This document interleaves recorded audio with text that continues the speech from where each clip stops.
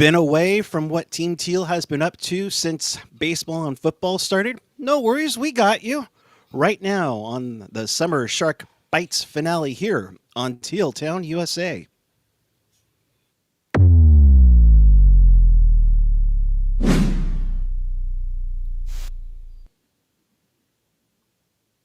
And we say happy Sunday evening to you. It is September 14th, 2025.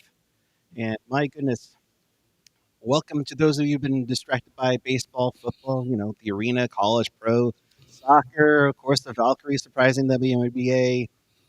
It's time to get caught up on the Sharks. I am joined by Ian, AJ. But of course, if you want to be part of the show, chat with us and fellow hockey fans all over the world and in Sharks territory on the YouTube page of the app.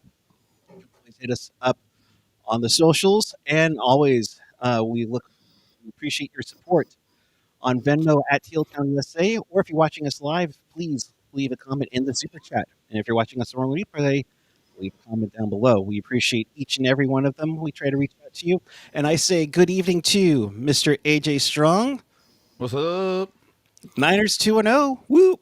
Yeah, no shit. Or should we call them like the 24 and a halfers? Because, that's pretty much half of their roster is out. Yeah. Well, I'm not going to get too excited looking at who they beat, but It's early. We'll see what happens. Yes. And, of course, joining us in the Great White North, it is Mr. Ian Reed. Hey, what's going on? Not much. Good to see you guys again. So, kind of what we've usually done right as training camp begins, we try to get caught up on everything that's happened. If you decided to bail on the Sharks right after the season ended with the 20-50-12 record, it ended up being last, but the Sharks ended up getting the number 2 pick, despite Chicago Blackhawks fans' desperate online hope and pleas that they went Frondell. The Sharks went after Michael Misa and, surprisingly, goalie Joshua Ravensburgen in the first round. Those guys were a part of the 2025 Golden State Rookie Faceoff, where it was a smorgasbord of scoring and chippiness, Ian. My goodness. Yeah, Rookie Faceoff was fun. Sharks end up coming out on top of both games, and I think that was probably what you'd probably expect considering where they are, where their rebuild is, and considering in contrast to the Anaheim Ducks and especially the LA Kings, who have been a playoff team for the last 3 years. But yeah, it was fun. There's the game yesterday was didn't get off to the start the Sharks would have wanted, but what you wanted to see was the big guys come in and basically pull them out of it, and that's exactly what happened. It was Colin Graff, it was Sam Dickinson, it was Michael Misa. Those were the guys that really led the charge to get them out of there. Yeah, and I think there were multiple guys who had a 5-point tournament. It was fantastic. AJ, did you see any of the highlights? Did you happen to catch anything that went down? Just very minuscule. All right. Very, very little. I would have been concerned had they not won both those games, particularly against LA. I would have been like, really? But I did see a couple. I saw Carson Wetch get his lunch fed to him.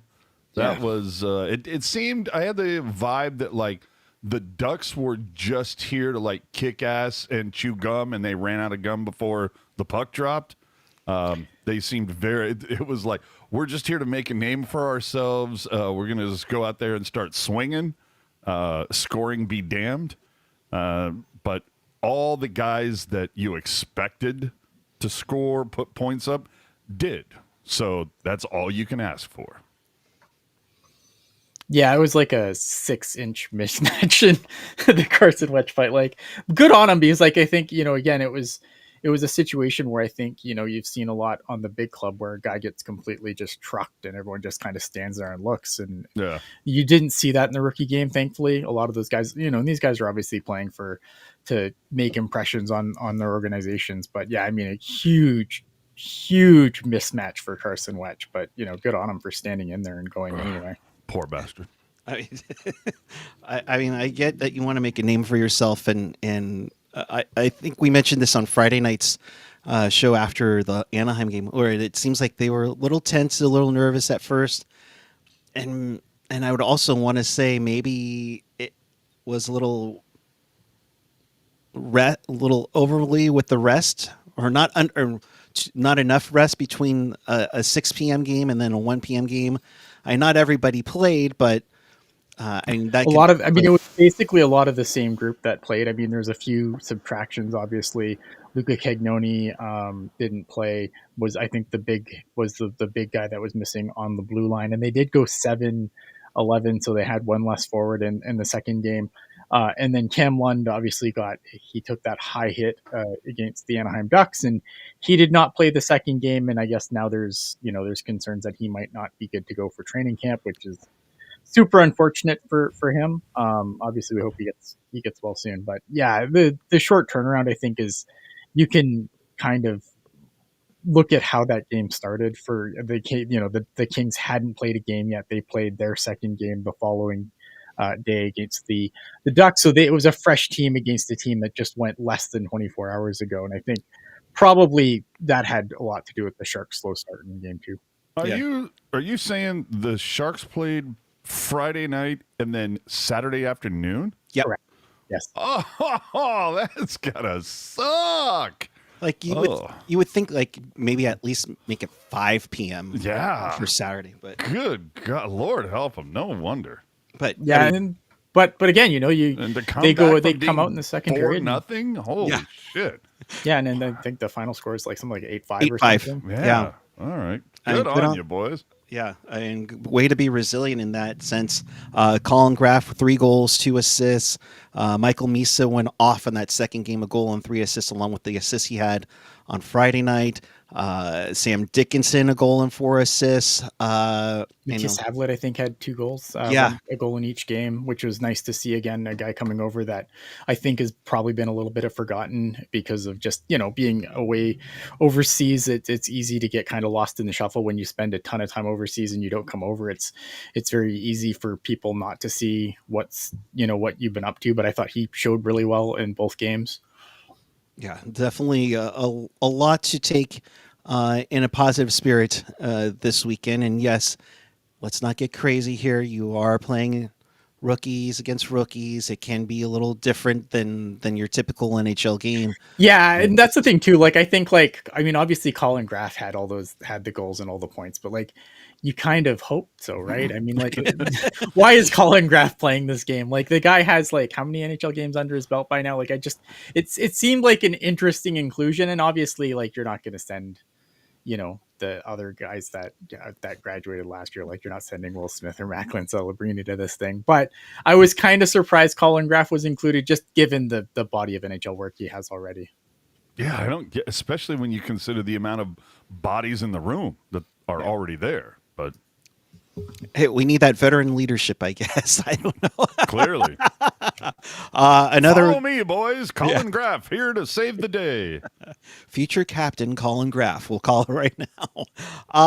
Another prospect that was in there, How Shi Wong, had an interesting game. Of course, he got into his fight on Saturday. Which, if you really do yourself a favor, if you have not seen the How Shi Wang fight, go find somebody who has it on Twitter. It's amazing. After the show, of course. Yes, not right now. But several Saturdays ago, he was making history as the highest drafted Chinese-born player in NHL history. Our good friend of the show, the late Chris Collins, who passed away this summer, would have loved to see it. Of course, he was the co-founder, operator, and general manager of the China Sharks in the late 2000s. Overall, I thought it was a pretty decent draft, and getting again the second or the best forward back-to-back drafts, always good to see. Dude, I'm watching that shit now, dude. What the hell? Wayne got ragdolled early on.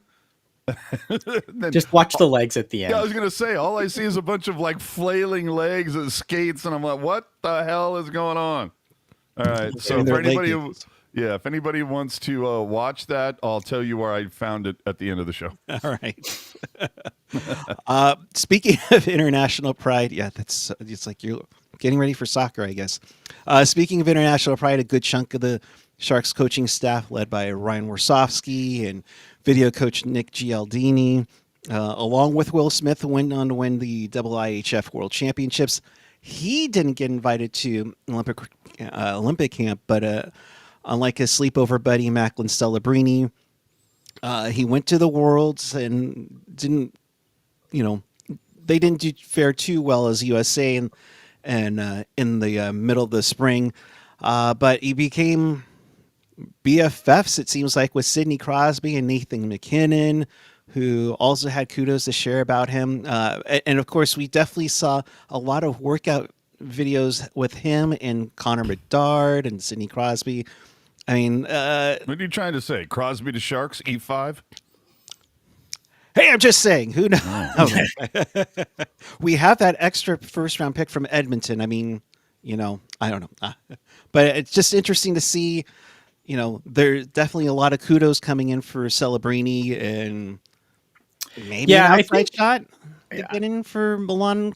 I think he'll be at camp. I don't, he might get consideration, but I don't know, man. That's a tough, he's probably going there as a center. And Canada's so deep. I mean, they're so deep everywhere, but they're super deep at center. I'm not sure what they do. I mean, it wouldn't surprise me if he gets to go to the orientation and kind of does everything, but then doesn't make the team. It wouldn't be his Team Canada generally brings a more veteran laden team. Sidney Crosby didn't go to his first Olympics. You know what I mean? So I think it's awesome. Obviously that they see him and they're considering him. And I think it speaks really highly to how complete of a how complete of a player he is at such a young age. But I don't know. I mean, I still think it's a long shot for him to probably make it. And as far as Will Smith not getting an invite doesn't really surprise me. Cause I mean, Will Smith is you look at the whole line of Americans keep, they have a factory line of the prototypical American forward, which is Will Smith is in that line. I just think that there's probably better players that are already ready to go. And that's not a knock against Will Smith. I think Will Smith had I said, he was the best Shark, in my opinion, second half of the season. And that includes Macklin Celebrini. But I think when you look at what they are, the guys that they're probably already going to bring that kind of fit that same mold, same size, everything else, you're going to go with the more veteran guy. Polkamp wasn't there this weekend? No, he's a college player. Gotcha. Yeah, no, trust me. I was thinking Polkamp early on and say, oh no, he's in college. Yeah, that's a bummer. I would have loved to see how he did against these kids. Are we going to just make everybody who's coming in to, basically any major prospect, we're just going to give them a 70, right?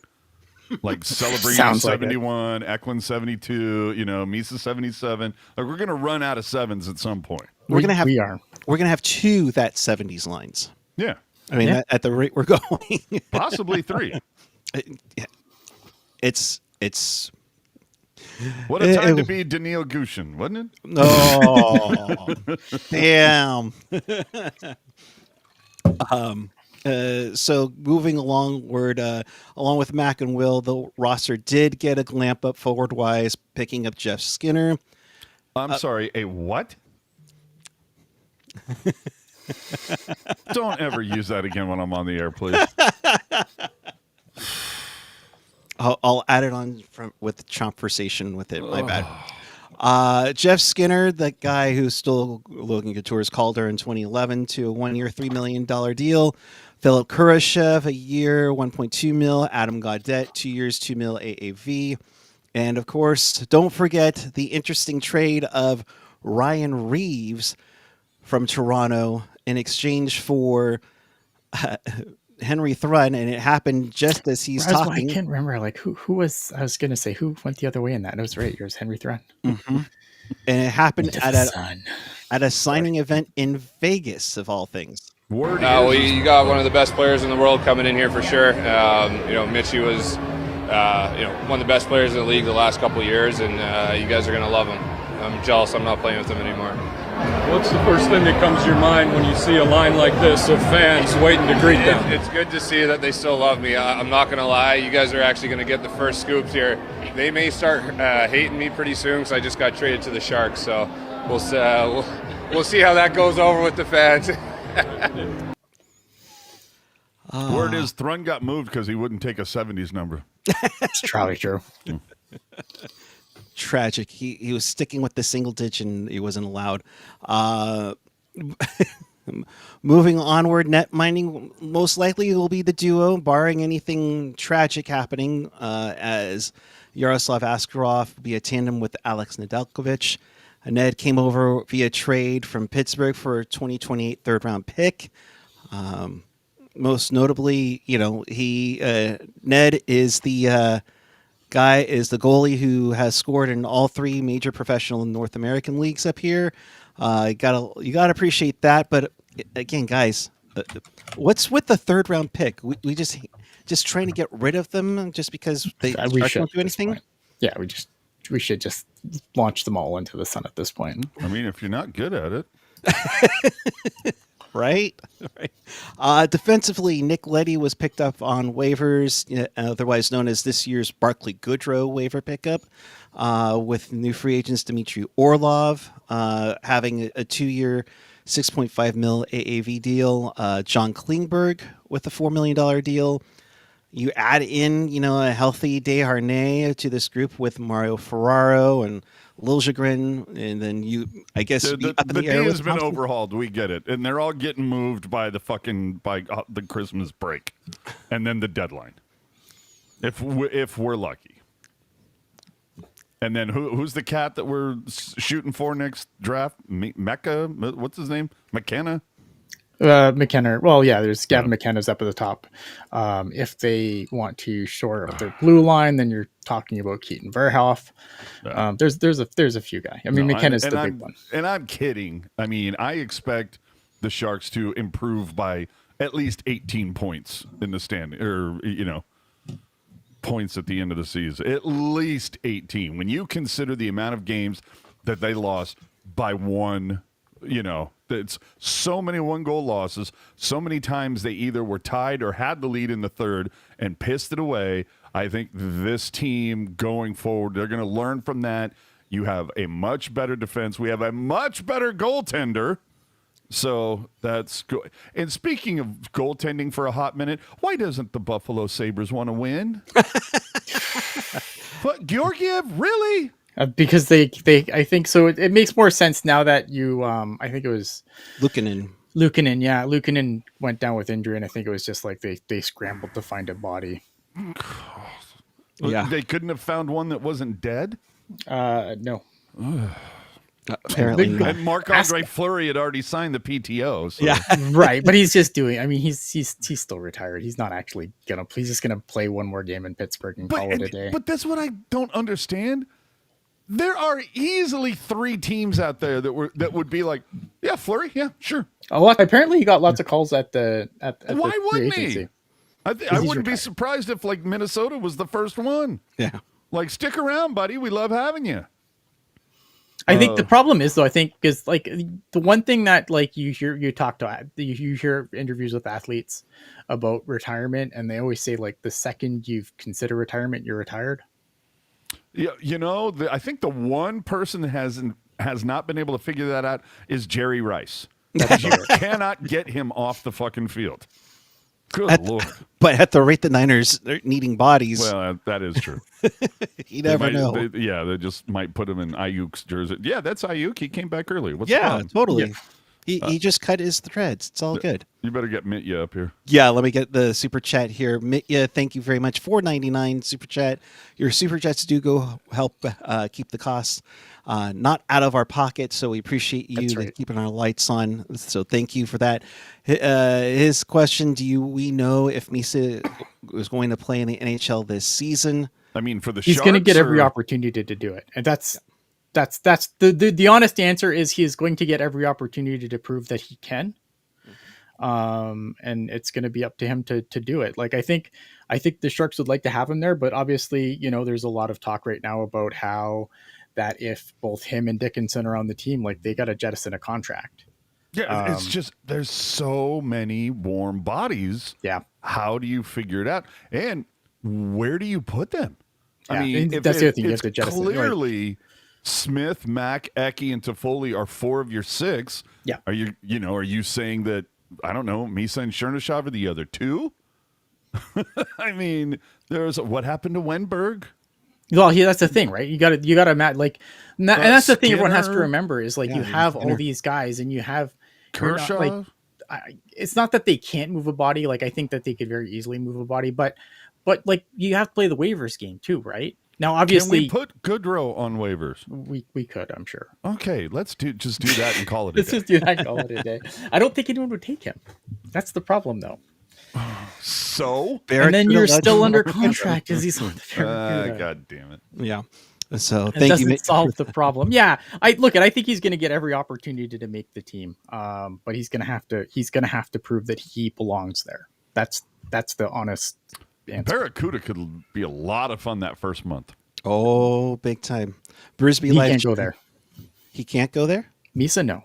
Oh, No, but I'm just saying all the other things that are available. Yeah. It should Oh, be a I think lot the of Barracuda fun. are going to be fun. Fun, good. I don't know. Yeah. Fun, yes. Fun, good. Well, that McCarthy is still there. Go ahead. If 3 lines get hot at some point at the same time, do we just call the team Disco Inferno? I don't have a problem Yes, with that. I like it. Burn, baby, burn. There you Burn, go. baby, burn. Oh boy, yeah. So we'll see. We'll see. Ricky saying, "I'm not convinced that our decor is better. They are a hell of a lot more injury prone than last year." That's good too. because Sam Dickinson needs someone to go down so he can play. Yep. Yeah, absolutely. But come on, the D has to be better. You can't. I don't know that you could get worse than last year. And most of them, with the exception of Orlov, are on 1-year deals. So you're setting yourself up nicely. I'm in the minority. I like the Orlov pickup. Yeah, no, I'm just saying you're setting yourself up nicely to go big next season in the free agent market when this team. I think it's unilaterally agreed that next year is the time for them to make a playoff push.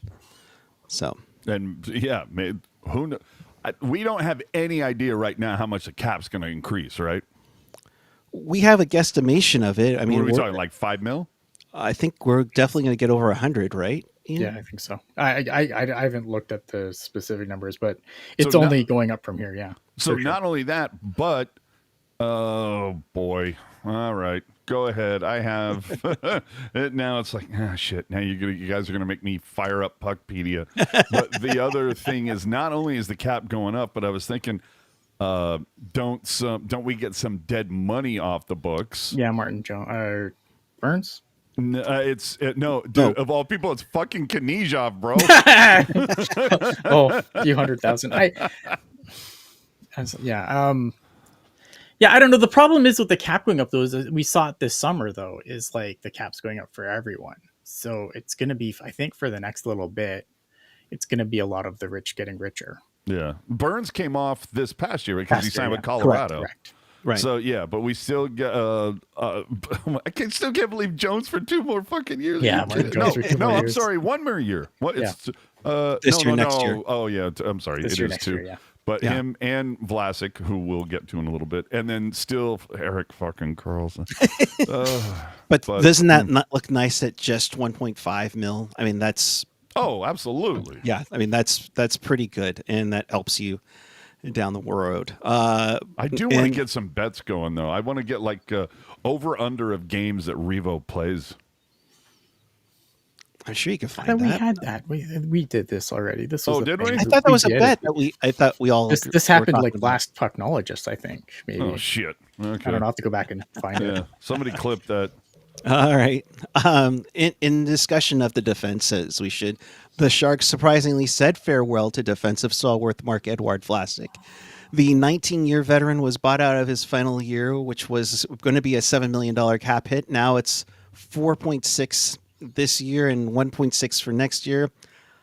Guys, I'm still confused by it then and now, and apparently from his comments, not the only one. I don't know. Vlasic mad.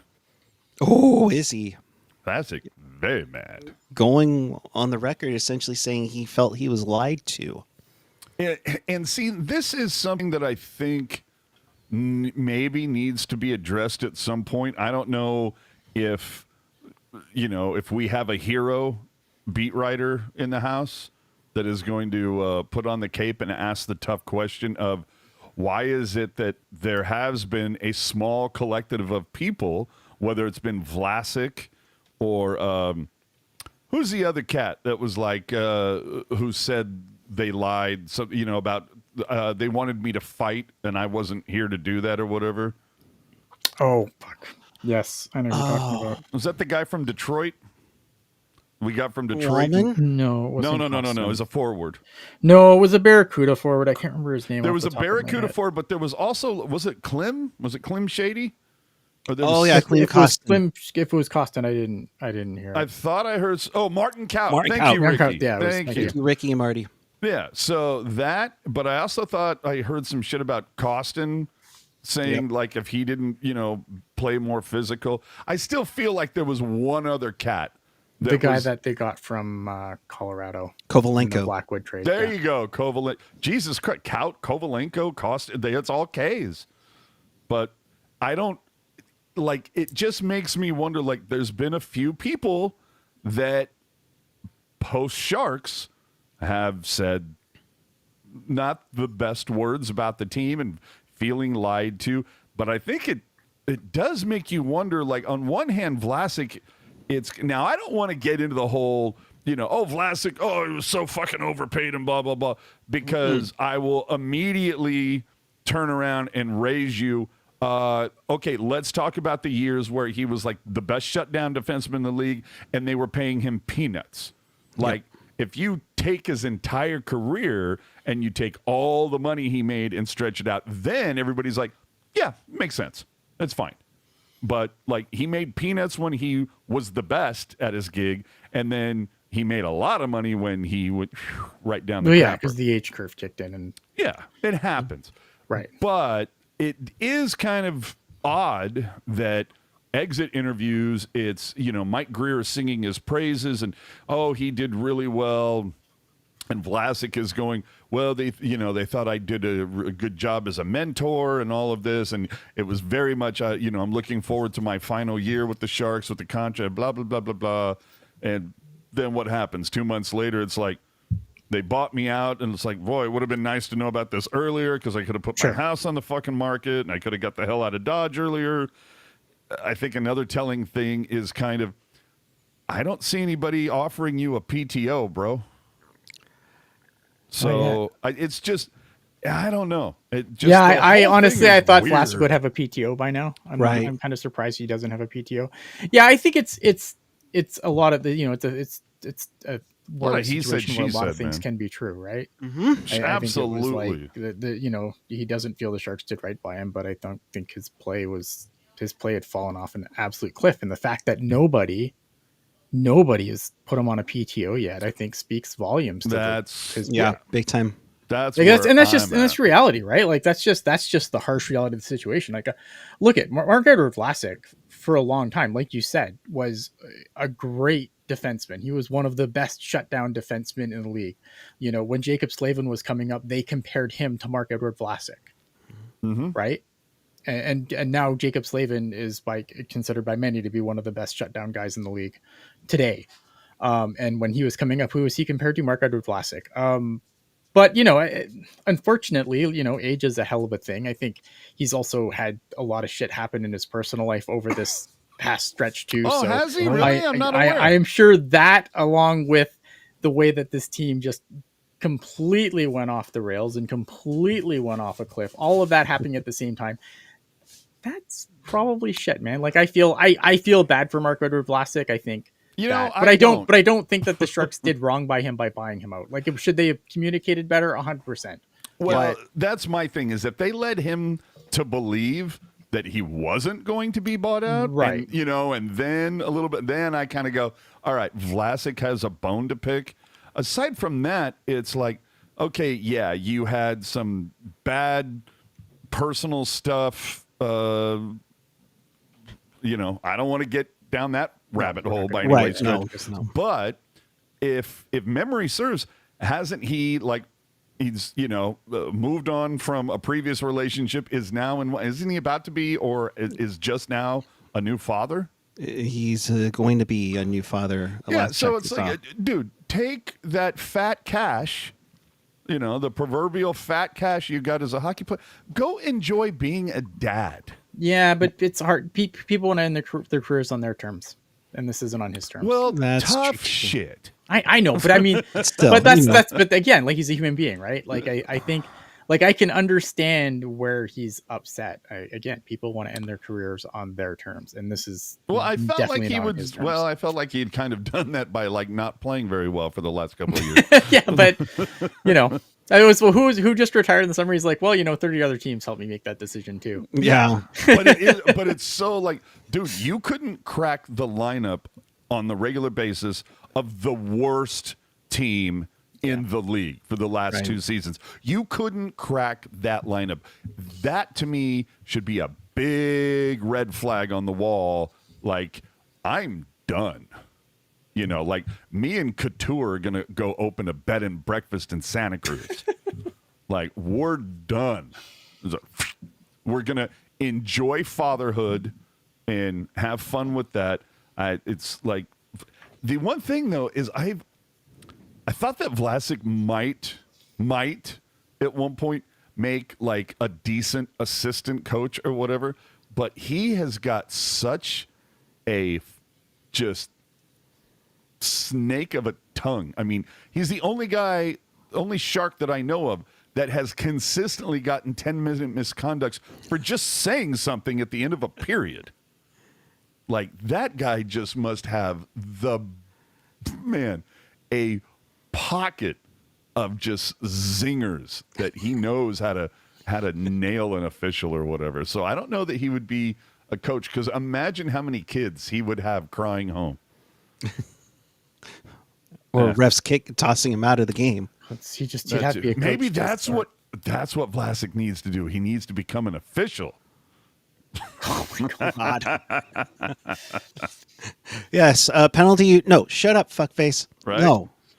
You call me fuckface? Oh, he calls everybody that. Vlasic wasn't the only departure in the org that wasn't expected. We heard rumors that Andrew Podorowski, AHL MVP for the San Jose Barracuda, wasn't happy about the opportunity he had and was guy. Great call. Yeah, I mean, and he was given his release per request. Then, as the summer got going, the CUDA said farewell to Thomas Borderlo and Daniil Gushchin with interesting returns. Borderlo goes to Jersey for Shane Bowers. Gushchin goes to the Avalanche, where he's probably just going to light it up with the Colorado Eagles for Oscar Lawson. So you say that, I would not be surprised if Gushchin and Borderlo become the next Goldobin. I don't think they're going to put points at the HL level. They're just not going to put. Look, the problem is like these guys. They're little. They're tiny. That's they're one small. problem. SMall. They are small. I still think like they're good players, but I just think when you start looking at the players that are starting to come in now, there's less room for these guys to be able to come up, especially when you're looking at guys that you're talking about, like you're talking about Michael Misa making the team this year. Yeah. Is Michael Misa a better player today than Thomas Bordello or Daniil Gushchin? Yeah, I think so. Absolutely. But you say there's less room, despite the fact that they're so small. They take up such little room. That's true. And I think on Podorowski, and I said this too, like when the Podorowski news broke, right? Like, this is another situation where two things can be true. I don't think the Sharks did wrong by him. I think the Sharks did right. I understand why Podorowski signed here, because he saw for a long time the Sharks would always just not bring up kids. They would bring up these AHL, NHL tweeners to fill roles. And so he's like, hey, this is what happened last year. And the year previous to this one, that's exactly what happened. Who are the guys that took up roster spots? They were NHL tweener guys. And again, to my point, if you can't crack this roster. Well, but the problem was when they were calling people up, they were calling up the kids. They were calling up the future. Now, I think Andrew Podorowski is a hell of an AHL player. I think that in the right situation, he could find himself on in a tweener role on an NHL squad. I don't think he's an NHL player. I understand he wants to live out the dream, and now he's going to go to the KHL and try and break into the league by doing well over there. But the Sharks did the right thing. They did the right thing last year. They brought up the Gushins. They gave those guys opportunities to show what they had so that they could make a decision on them. You can't make a decision on guys if you're bringing up Andrew Podorowski. As good as he was for the Barracuda, I loved him on the Barracuda. Don't get me wrong. He was fantastic. He was fantastic for his role with the Barracuda. Correct. But did you really want him taking up a spot instead of Colin Graff?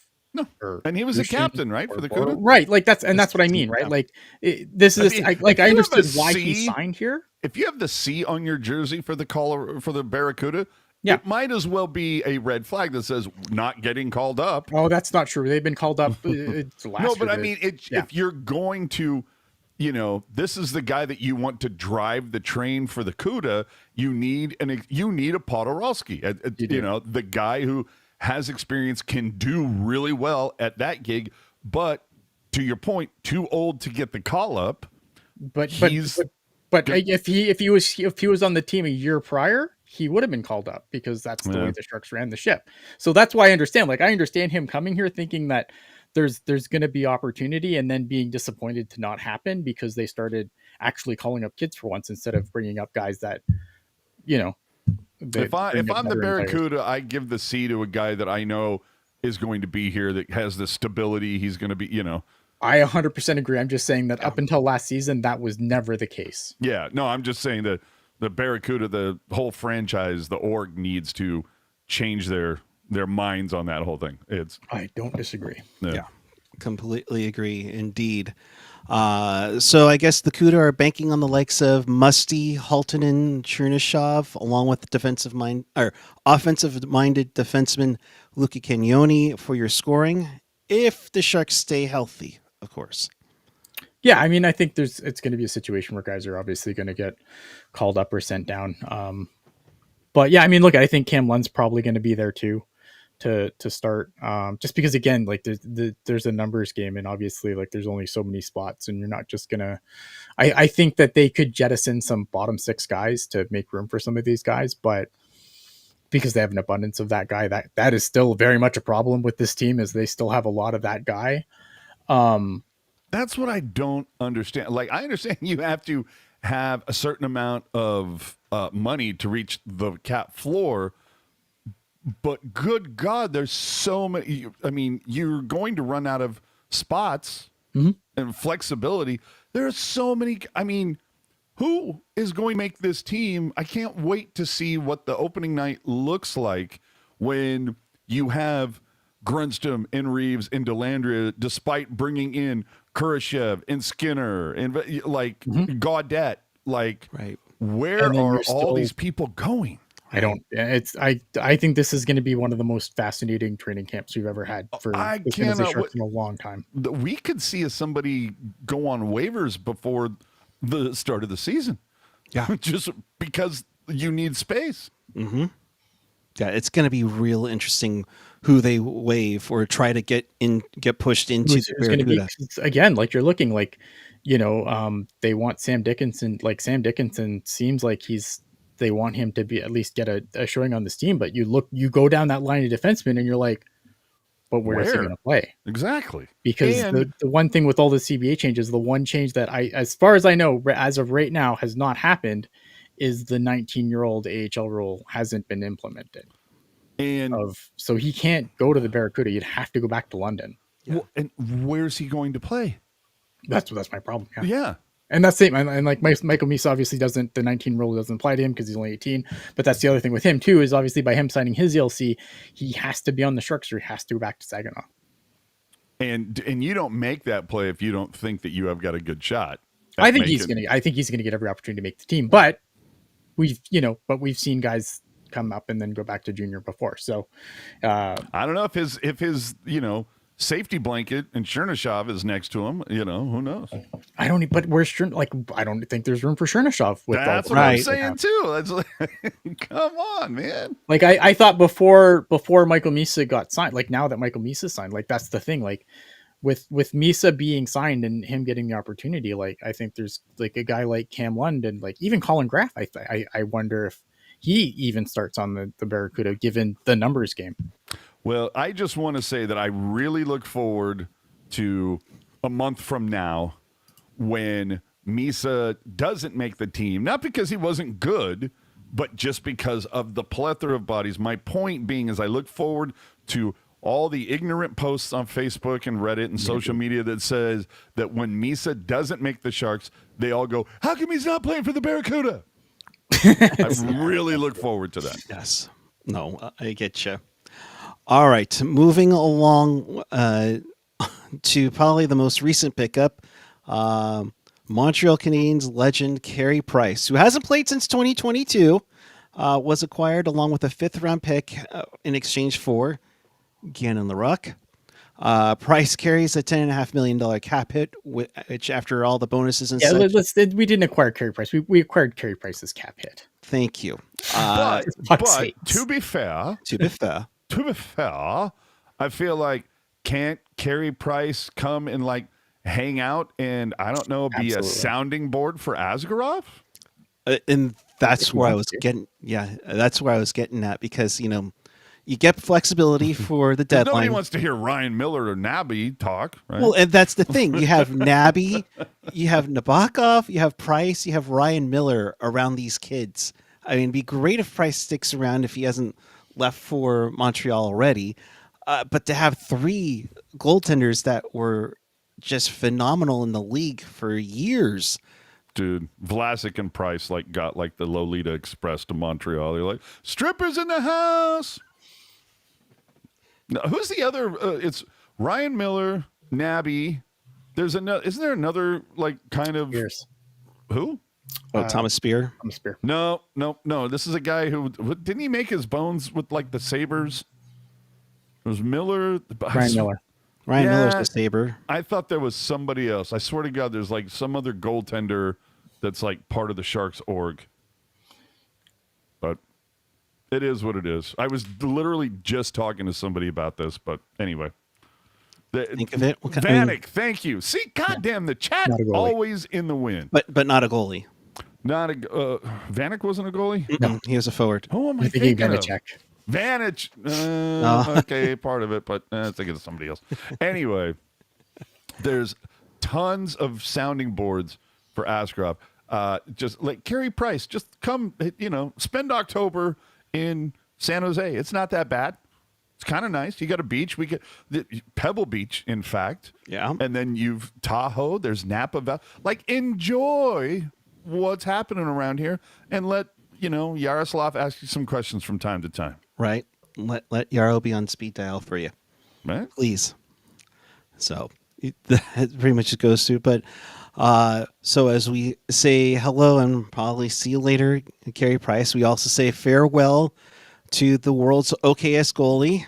Aaron Dell decided to hang it up. And until I learned about the rules for the new number 3 backup, I was like, there's our e-bug for sure, but I'm bummed that he's not eligible for that. Oh, it goes back to the point that I was just making. You've got Price here, you've got Nabby here, you've got Ryan Miller here, and you don't have Aaron Dell here anymore. It can only get better. You know what though? Wow. I kid. I love Aaron Dell. Aaron Dell. I. The guy's a heavy metal guitar dude.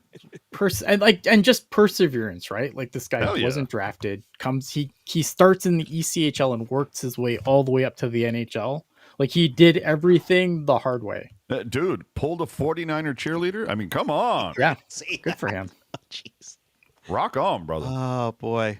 You know what? So happy trails to Aaron Dell because I think again just an excellent story of perseverance.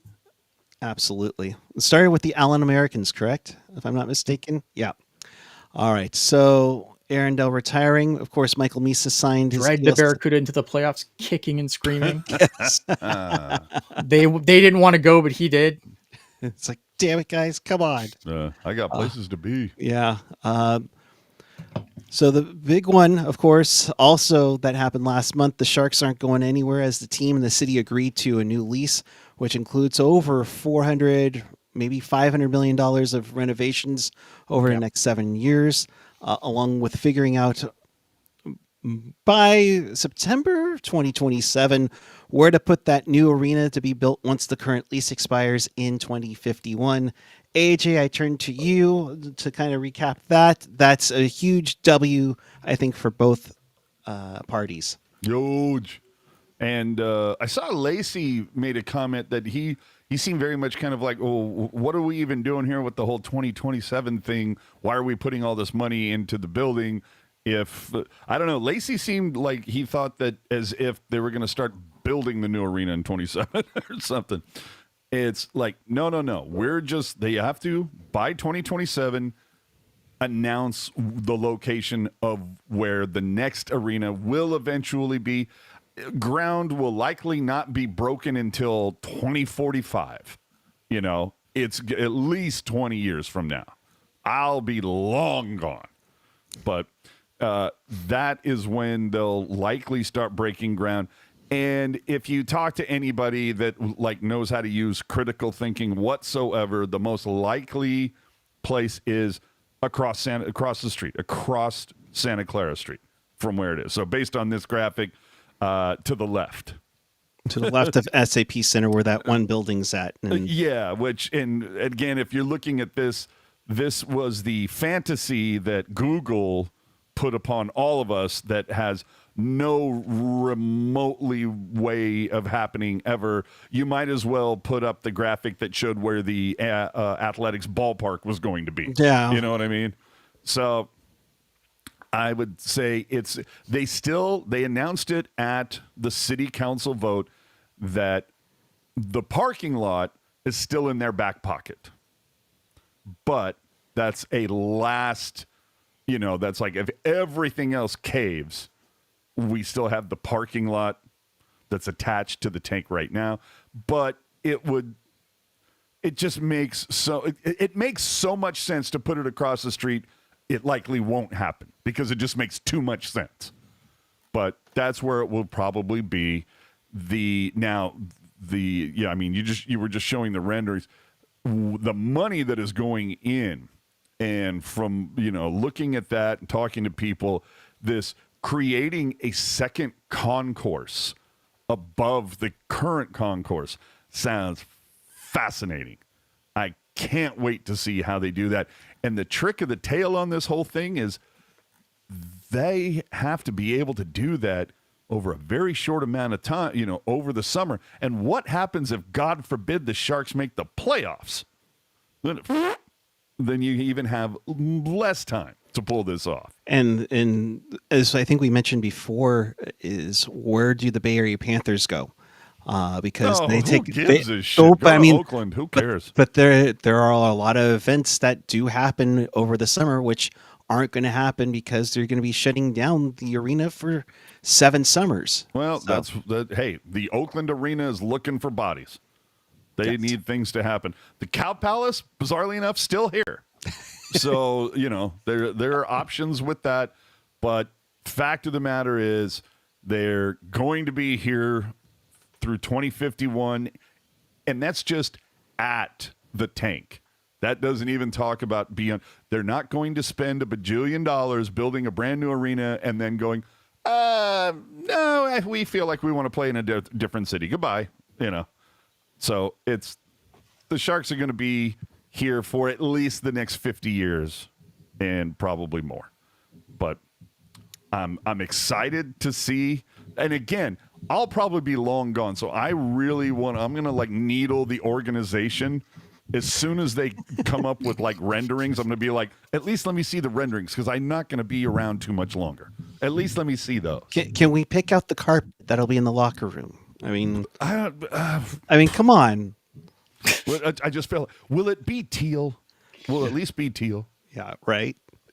I wouldn't be. That's what I'm saying. At least give me that. Throw me a bone. Right. All right. Let's get to some of the comments that we've gotten in the chat earlier. Ricky was mentioning earlier, Lund looked like the most NHL ready guy to me after that first game. Really bummed that he got hurt. Well, yeah, his name's Lund. Everything it's Eklund, Zetterlund, Granlund. It's always Lund here. It's true. We need another Lundo. Right? Yeah, Michael Misa Lund. I think we can figure out on that for sure. Sharks Last said, I told Toff earlier that I'm hoping he gets to see, not like he's gonna say hell yeah, but I kind of put him on the spot. Oops. Now we've had this back and forth. So Yes. Ian, you think Celebrini should get it, but will he? Oh, I don't know. Knowing this team, they'll fucking hot potato the captaincy for like 7 years and then throw it on someone completely fucking random. This team never does anything properly. I think Vlasic's going to take it with him Oh, gee. and hold it ransom. And put a little H in between. I mean, I hope. Look at I just hope that, like, because one, I think it's like the one of the dumber talking points that was around the team, like, well, they didn't have a captain. There's still leaders in the room, right? Like, yes, the C, people respect the C, but like the leaders are the leaders. That's why we had 6 last year. Right. Can we please knock that shit off? 3. That's it. 2 A's, a C. That's it. Like, I hope that they don't screw around with this. I hope that they just name a fucking captain to start the season. Don't even entertain it as a talking point. Whoever gets it, whatever. I don't care. I could just see it now. It's, okay, Celebrino, I don't want to give it to Foley. I don't want to give it to Wenberg. I don't want to give it. Fuck and then off. Will Smith's the captain. Yeah. There you go. Paul Medina mentioning, are you anyone going to these Sharks Around the Bay events? If Celebrini or Smith goes to Oakland, I'll see you guys there. I just haven't had San time. Jose Shark captain Ryan Reeves. Yes. I wanted to go to the one that had Askey and whoever else. Nedeljkovic, was it? No, I don't think it was another goalie. I think it was somebody else. But I wanted to go, but I don't remember where it was. The only reason why I wanted to go is because I wanted to get my Askarov jersey signed. But I'm like, I got too much shit going on. And to be fair, I appreciate what they're trying to do by doing these, every other day or, every day, and a couple of players here, a couple of players, and San Mateo and Gilroy and Fremont and blah, blah, blah, blah, blah. It still pisses me off that they don't do the fan fest, the proper fan fest anymore. That was a great event that if you wanted to get some photos or some stuff signed and just like meet other fans and and they had that whole tank tailgate thing out in front. I miss that event. That was something fun to do for a day. And now it's okay, if I want, if somebody wants a particular player's signature or a photo or whatever, it's like, okay, shit. When is it? Where is it? It's like you got to figure out how you're going to get there. And then, and it's such a small window that they do it for. It's just kind of, it would be easier if there was still a fan-friendly event at the tank. But, I guess this is working for everybody except me. But no, but it is what it is. As long as they're having good show-outs, which is what Sharks Last said, that's all that matters. Yeah, I mean, they've definitely had a good, even when, who did they have up in San Ramon? They had Cardwell and I think Nicholas Haviland. And I was thinking, that's just not going to do well. But it wasn't a bad turnout. Granted, it wasn't like last year with Eki and Zetterlund, but sure. It was still phenomenal. So we'll see how that goes. Well, they're legally required to keep Smith and Celebrini connected, right? Yes. Yeah. Okay. They do everything together, as we saw on TikTok. Yeah. Ricky mentioning also, do you guys believe Mike Greer when he said the teardown is over? This team looks like it's set for another fire sale at the deadline, in my opinion. Skinner, Wenberg, our entire decor except Mook and Orlov. No, because the core is not going to be torn down. To me, I think it's pretty clear that it's like Skinner is, it's kind of like, do well and maybe we'll keep you, and if not, who knows, or do well, fuck, we'll get rid of you. But look, I mean, Skinner, Wenberg, all that D, yeah, these are clearly pieces that were acquired to be moved before or at the deadline. But we've seen Doug Wilson refer to draft picks as capital. Yep. that, maybe you trade a pick for a particular player that fits what you're trying to do now. I don't know. There's too many 25-year-old. I mean, I feel like we had a player that fits with what they're trying to do now, and it made Eklund really sad when he left. Yeah. Yeah, I don't know, man. I think like there's obviously pieces here to sell. Like I think that I don't think it's going to be like a massive. I don't think it's going to be the massive fire sale that everyone thinks it's going to be.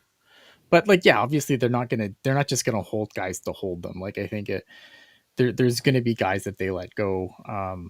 But I think like you're going to see, but you're not seeing. I think that a lot of the kids are going to get a chance to show that they can play. I really believe that Sam Dickinson's going to get a chance to play on this team. I really think that Michael Misa is going to get a chance to be on this team, and if they need to clear spots for him, I think they will move players to clear spots for them. But I think the fire sale, the glut of just veterans for veterans' sake, I do think that's over. I mean, and maybe Mike Real prove me wrong, and we'll get halfway through the season of Pucknologists and everyone will be mad at me again because I'm super cynical on the team. But I really believe that they are going to start building this season. And I think that they're putting in, they're going to give the guys that are going to be a part of this thing, that they hope are going to be a part of this thing when this is back on the rails, the opportunity to really show what they can do this season. We'll see what happens. Maybe I'll be wrong by November. And then we can revisit that. But I just think given the mood around the team right now, it feels like, again, guy like Sam Dickinson's probably going to get a chance to be on the team out of camp.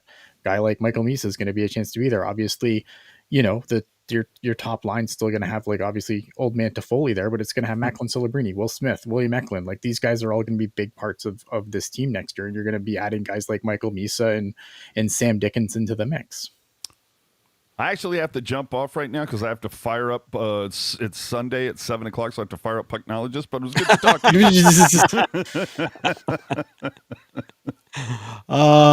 Yeah. So good night, everyone. Get ready for okay. What else do we have here? Chloe. Oh, where is Chloe? No, I'm saying we haven't talked about yes. Chloe. Yes. Where we all thought, that last Sunday.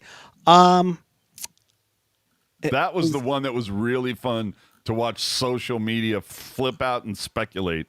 That was really fun. Oh, but Chloe, what a dick, man. Like, tells everybody how great. And the next day signs with New York and blah, blah, blah. And it's just like, don't you even know his backstory at all? Like where he's from, his family. He's a newfie. Like, you don't think he wants to be closer to home? It's just like, I don't know. Like, Sharks fans got real spurned off of that. And it was like, it's not like he was playing for the goddamn team. It was an AGM. What are you guys losing your minds for? And it's not like he was the only AGM. I think there are other. Right? Yeah, I think, like, I understand. Like, obviously, look at a lot of fans obviously like having a lot of the old names around everything. I don't know why. That's the they never thing. won anything.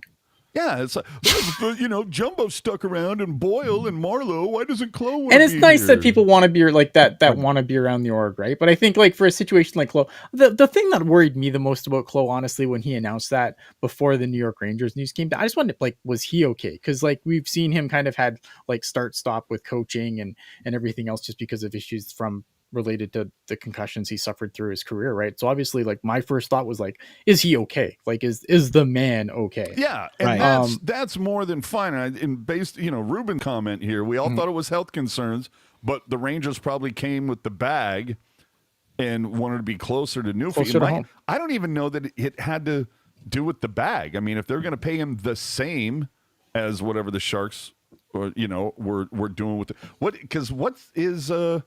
what's his title with New York now?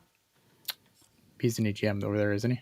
Is it also an AGM? So it's like same title, so you're probably going to get very similar in the way of the bag. I think it's just very much like he wants to be closer to his family. That's what Pashelka said too. Like Pashelka said, it was a family decision. Yeah. Right. So it's Daddy, we want you closer to home. You want to be closer to home, and look at. This is not be closer to home. Yeah, I don't think we need to what is it? Analysis paralysis. We don't need to like go down the rabbit hole here. It seems pretty clear to me. Assistant to the regional manager. Thanks, Ruben. Assistant to the assistant regional manager. Right. So anyway, I don't Yeah, understand. I think he made a choice. Like I don't know, man. Again, like I think he made a choice that was best for him and his family, and I think like we should just respect it and not be. You think Marc-Andre Fleury wasn't getting phone calls, and what did he do? He did the decision that was best for him. Go back to Pittsburgh, play one game, bask in the town that he will never ever have to buy a lunch or a drink in, and he's fine. I would hate for Crosby and Malkin are like, oh crap, he's going to be in our locker room one more game.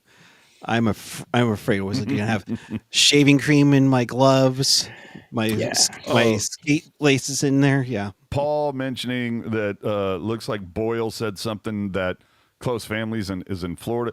Again, it goes back to the whole thing of it's closer to his family. That's all it is. Like, let's not read.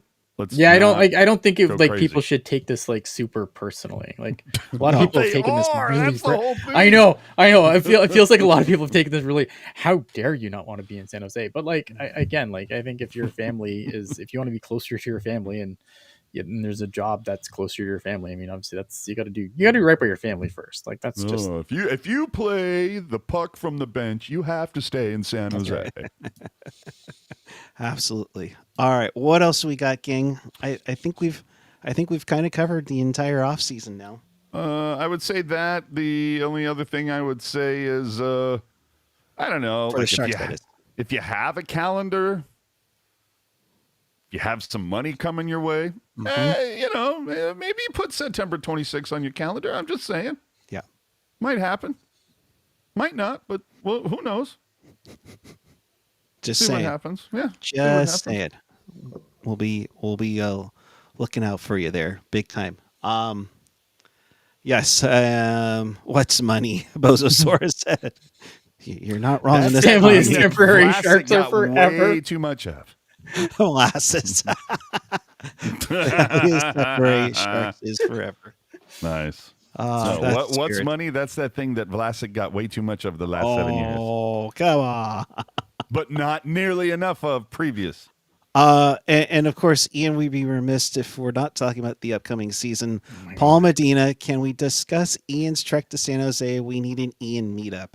Yeah, first week of March. The game that I will for sure be at will be the game against the Montreal Canadiens. There will be other games that I'll probably be at during that week. I think I've kind of looked at the schedule and kind of like we don't have it like super set in stone, but I'll be at if everything goes the way everything's supposed to. I will be at 2 Sharks games and 2 Barracuda games during that first week of March. So as we get closer, we'll nail down all those details and everything, but right now it's just foolish because nothing's booked for sure. But that's when it's going to happen. It's just getting the final details nailed down and then obviously booking flights and all that fun shit. I think we need to take him to Augie's just so we can listen to him go, well, fuck, if I wanted this, I could have just stayed home. Yeah. Right. Oh, jeez. And Ruben saying, Ian meetup will be outside the Diet Coke warehouse. No.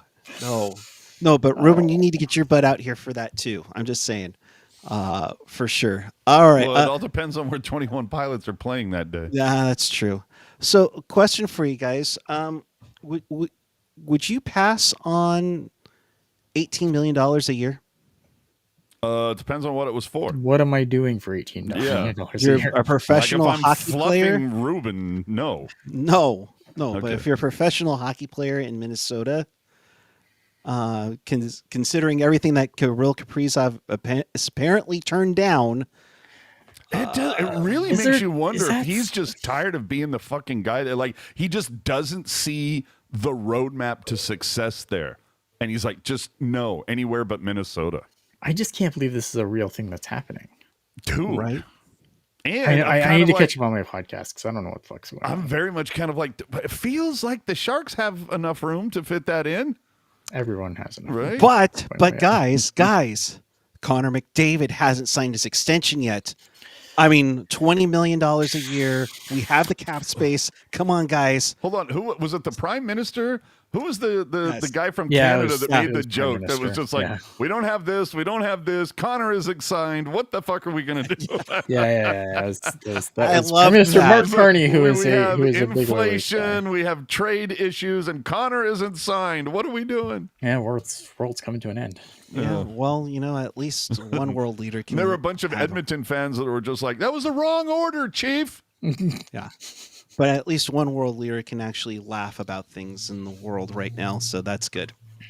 I love that. But I mean, so let's be very theoretical, and this is, 10 months down the road, if that's the case. And yeah, Ruben's right where he's like, Kaprizov will sign his extension based off of McDavid's contract. Well, it's going to be really fucked up when McDavid and Kaprizov are both in Vegas. Oh, fuck you. Damn it. I don't curse that much on this, but fuck you. No. Oh, dear God. Yeah, I don't look at. Shut your mouth.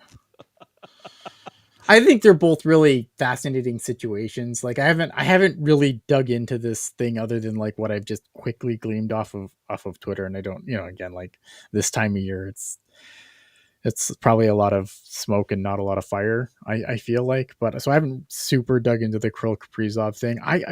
But I said this earlier in the year. If I'm McDavid, I'm signing for whatever time Draisaitl's left, and then if you don't win in that span, then it's time to fuck off. That's what I would do. I would sign for a reasonable amount of money as long as Leon Draisaitl's there, because I think those two together, like they've been to the final 2 years in a row now. I think that's your best chance to win if they can figure out their goaltending, obviously. Dude, I am going to go. I will die on the hill that I've been talking about since the last deadline. How the fuck does Edmonton not beat Colorado's offer for Blackwood? Yep. I said it before the trade deadline, and I've said it since. How did you not beat that? Because they really didn't get a lot for Blackwood. No. Oh. I think they just thought their goaltending was. I don't know how you could think their goaltending. I was going to say, go ahead, say it, Ian. Finish that fucking sentence because it's just wrong. Whatever they were thinking. Oh, I think it's wrong. But I'm not convinced that they until this year. Like I feel like now maybe they're probably starting to sink in that this is a problem. Because again, like the thing is, you got to remember last year. They were down 3 games and they pushed the Panthers all the way to game 7, right? So I think like you're like, okay, look at maybe we and Stuart Skinner was really good in those last 4 games. So you think, he'll figure it out and whatever. But I think after this year, you have to pull the ripcord on that, right? Just like Jake Moody. I don't know. I feel like I just want to go back on my Twitter timeline from like the day like before leading up to the trade when I'm like, why isn't Edmonton making a fucking deal or a play for Blackwood already? What are we waiting on here? I completely agree, and especially since you get like a mid-round pick, a guy that now is no longer on your roster, or 2 guys that are no longer on your roster. Just looks. The thing I'm laughing about is I was going through a couple things and I have YouTube and I literally just hit a thumbnail for the Dangle podcast from earlier today, and all it says is Kaprizov said no. Right? I mean, that's just crazy to think. But all I'm thinking, yeah, is I've been on a mostly social media vacation for a bit. For you. Good for you. I'm envious. Way smarter. But I recommend it to 20 anybody. IQ points. But what would you say? 20 million? Try to convince McDavid the future is Teal. Have him sign for 2 years, and then we're good to go, right? No, because you got the kids all on minimal deals. This would yeah. I still think if you have a guy who's going to take max money, they're not interested in winning because you can't build a team around someone who's taking max money. Yeah, remember God, when I can't remember when it was, 17-ish or whatever, but it was the whole thing of Jumbo. They were like, we want to give you so much money, but we don't know if we can keep you and Marlowe or whatever. And he was just like, then I'll take less to keep Marlowe here. That was, I've got enough money. Give this, if it keeps him here. And then when it was like, well, Marlowe actually doesn't want to stay, he wants to go. And then Thornton goes, oh, well, then I'll take all that money. Go ahead. Just shuffle that over here. I need extra money for this luscious beard. It's like, well, if Hasso's just handing it out, sure, I'll take it. That's fine. I'll take 8. Fuck it. Yeah. But I mean, there's a little more flexibility now, and we do need to get over the cap, and there will be I'm just spewing ideas here, but I mean, if you look at both rosters, and you take out Draisaitl, if you take out Draisaitl from what do you mean? Edmonton, Take him out? Like, no, not like that. Right no, but I mean, if you don't look at Draisaitl and you look at that Oilers roster, if you just take out Dreisaitl, that's the future Liberals want. Oh my God. I'm saying I think phrasing. My bad. The Sharks just need to get back to being a winning team, and then they'll be able to draw whatever talent they want. Yep. They just need to get back to the right spot, and that that was the one thing. Back to the Vlasic thing for a minute, is he kind of popped off about I think it had something to do with the culture and winning, and I was just kind of like, bro, you were perfectly seated to lead this team and be part of a winning culture. And let's be honest, Vlasic has the reputation of being kind of a curmudgeon a little bit, Not exactly. Ferraro he's like the anti-Ferraro. Ferraro always up, always in a good mood, smiling, like, hey, how can we do the awesome thing today? Where Vlasic is like, seen it, done it, got the shirt. What do you want? So we'll see that. But anything that comes out of Ian's home country is just going to be, is Connor McDavid really going to demand a trade? Like, comment, and subscribe down below. It's going to be ridiculous until he signs a deal. It's just going to it should be like look at like whenever things like as bad, whenever even things are bad there, like Connor McDavid and Leon Draisaitl drag them over the finish line, not over the actual finish line, because the cup has eluded them, but let's not pretend that like for a long time, maybe not this past playoff, because I think they did get a lot more from their depth, but other than last year, I mean, it's been the McDavid Draisaitl show, and that's what's dragged them over the line. Could you imagine seeing like Draisaitl and Connor for that case? But well, let's just say McDavid. Could you imagine seeing them sign with a Sunbelt team like the Stars, or even a place like the Kings? Signing with a team like that would just stick it in, twist the knife like you could almost go, well, like if he was to like say go to Boston or the Rangers, it was like, well, okay, yes, it's like, oh, well, okay, hockey town or whatever, or I mean, God forbid the Blackhawks, but it's like somebody would sit there and go, oh, original effects, but they would sit there and go, well, at least there's the history there. But it's like, could you imagine the Kings taking Gretzky and exactly my point. That's what I'm saying, dude. Like if the Kings were to do we don't have a nuclear weapons program, but I'm sure we'd start one. That would be absolutely it. Sorry, and I would just sit there and go, oh man. Or like, I don't know what would, okay, here Ian, you'd be Canadian, you'd be the right one to ask. Okay. Worst place to see Connor McDavid sign if you're an Oilers fan: LA, Calgary. Ooh. Okay, so probably Calgary in that situation, because you're not because that's Calgary, man. It would be like, could you imagine? Like, it would be like one of our best players going to either Anaheim or LA. Like a beloved player, or Vegas, or Vegas, not like we experienced it before with Tomas Hertl.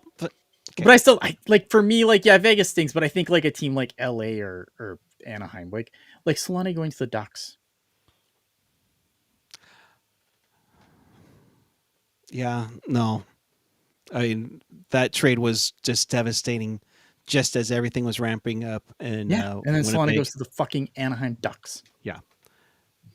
And then worse, he goes to the Sharks and then goes back to the Ducks to Goes win back the to the title. Ducks, right? Win the freaking title. Yeah. Yeah. Didn't he crowbar the Avs in there for a hot Yep. second? He did, left to reunite with Korea. Yeah.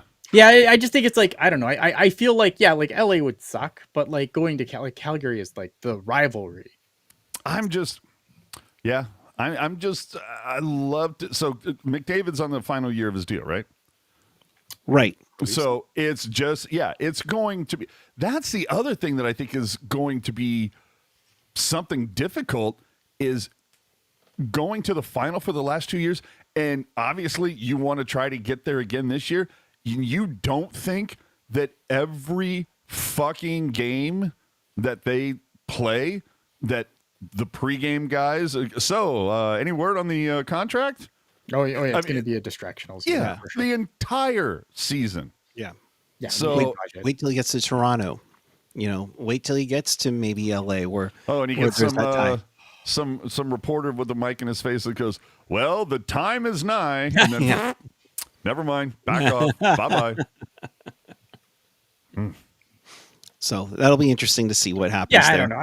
I think I think as just trying to put it in my brain, like Calgary would be like the worst because it would suck to lose another player like of that stature to a team like Los Angeles. But Calgary is that's the hated rival, right? So hashtag Team Chaos. We're rooting for this now. Yeah, we're rooting for him to go to Calgary. Oh my gosh, that would be crazy. All right, gang, let's call it a night here in case you missed anything. Or now that we've riled up all the Oilers fans. I know, right? To all of our Oilers watchers, you're welcome. In case you missed anything and you want to watch this again, check us out on tealtownusa.com or wherever you get your podcasts. The audio version will be up a little later this evening. Of course, you're watching this on YouTube, so thank you very much. Hit that like button. It does go help a long way. Comment down below if you haven't already. Hit that subscribe button. You know all the deal. It really does help us out as we start ramping things up, which includes preseason action this time next Sunday. Oh, really? Be geo-locked? Hopefully not. We'll hopefully get some more info on that later this week. Hopefully we'll get some more info about a lot of things later this week, if you know what I mean. If not, well, dude, that following Friday. And it doesn't help that the Giants made shit interesting all of a sudden. Oh my God. So between that and then the Niners going 2-0, like September's going to be real busy. Like I'll start paying attention to hockey on with the exception of September 26th. After that, October, once that shit starts, okay, then next month I'll start paying attention. And hey, I know it's temporary, but go Valkyries, have fun at the Shark Tank on, I think they said Wednesday. Wednesday is what I heard. Yeah. So tickets are ridiculously priced. I don't know if you looked at Ticketmaster, but literally like the top rows of the Shark Tank are going for $159. Club level. Them. Good on them for all this shit that women's sports take, and for all the, the WNBA. I'll tell you, Damon Bruce talked about this, I guess, a few shows ago, and he kind of said, hey, congrats to them. I've never seen a game, won't ever see a game, never, but good on them, because I mean that's just his vibe. He doesn't watch women's sports, but I've seen more than a few women's basketball games for Stanford. They're very entertaining, but the fact that the Valkyries were able to do this, it's great. Did the Warriors even make the playoffs this year? I don't believe they did. They did, but I think I think they got to round 2, if I'm not mistaken. Well, either way, I mean, when a team comes in their very first season, goes to the playoffs, I can tell you the last time a team in San Jose went to the playoffs their first year playing there, it was pretty much a big fucking deal. Oh, big time. I'm looking near courtside seats right now, and they're going for upwards of 700, 800 bucks. God damn. Good on you. And row 6, section 21. So it's like a pull-out section that they will add on to kind of get in the way of the hockey configuration. Row 6, $1,226. So good on you, Valkyries. Kick some butt against Minnesota. The pull-out section. That's where we sat when the condom section was full. Oh, my Sit in the God. pull-out section. Is it And time to wrap it up now? Until then, keep wrap it it up real. for the Keep it comments, teal. Keep it real, Teal. I knew I should have phrased Should have done it earlier. That's what she said. Have a great night, everyone.